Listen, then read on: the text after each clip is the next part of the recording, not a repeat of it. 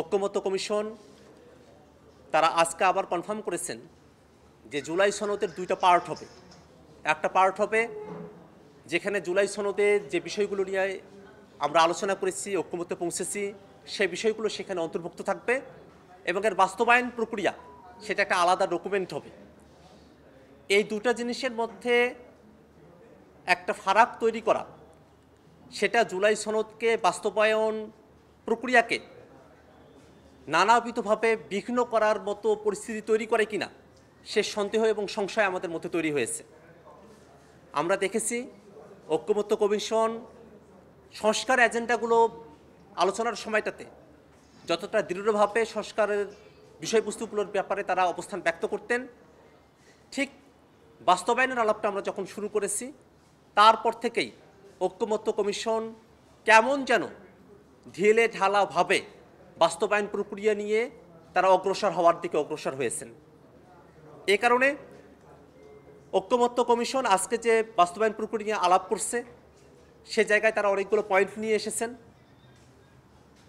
একটা বিষয়ে সকল রাজনৈতিক দলের মধ্যে একটা ঐক্য তৈরি হয়েছে যে জুলাই সনদের যে বিষয়গুলো সংবিধানের সাথে সম্পর্কিত নয় সেই বিষয়গুলোকে অর্ডিন্যান্সের মাধ্যমে বা সরকারি বিধির মাধ্যমে সেগুলোকে বাস্তবায়ন করা যেতে পারে এবং অন্তর্বর্তীকালীন সরকার অনেকগুলো জায়গায় সেরকম উদ্যোগ গ্রহণ করেছেন ইতিমধ্যে। কিন্তু যে বিষয়টা নিয়ে এখনো পর্যন্ত বিতর্কের অবসান হয়নি তা হলো আমরা দ্বিতীয় ধাপে যে বিষয়গুলো নিয়ে কথা বলেছি ঐক্যমত্য কমিশনে, যে 20টি বিষয়, তার মধ্যে 19টি বিষয় সরাসরি সংবিধানের সাথে সম্পর্কিত।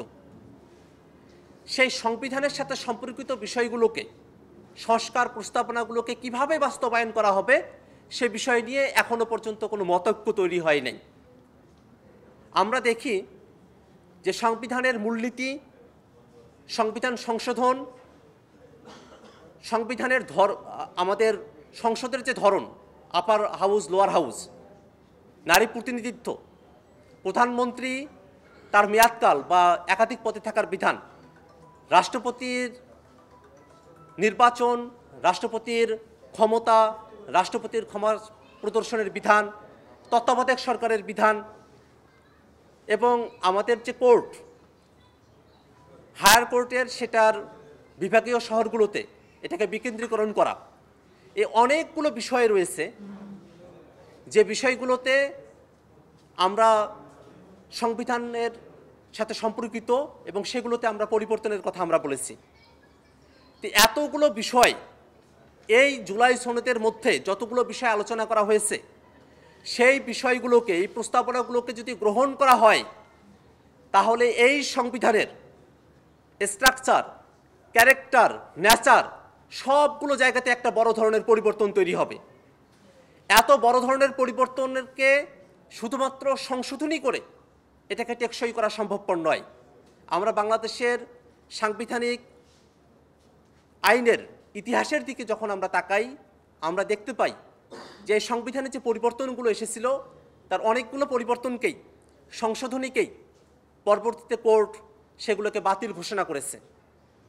বিশেষত আমরা যদি সংবিধানের 8ম সংশোধনী মামলার দিকে তাকাই, যখন ঢাকা শহরের বাইরেও হাইকোর্টের বেঞ্চ স্থাপন করা হলো, কোর্ট সেটাকে ইউনিটারি ক্যারেক্টার রাষ্ট্রের সেটা নষ্ট হয়েছে বলে, সেটা বিঘ্ন ঘটেছে বলে সেই সংশোধনীকেই বাতিল করে দিল।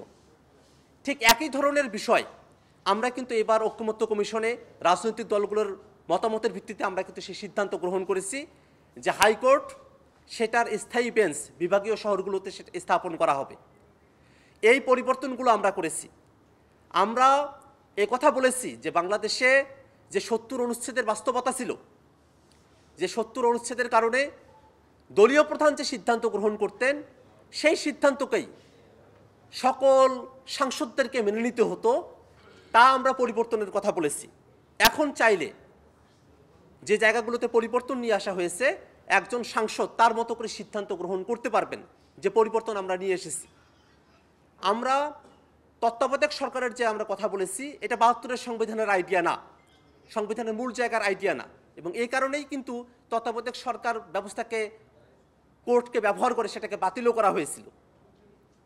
সেই সংখ্যাগুলোর জায়গা রয়ে যাবে যদি আমরা নতুন একটি সংবিধান নতুন করে লিখে আমরা যদি সেটাকে পরিবর্তিত করতে না পারি।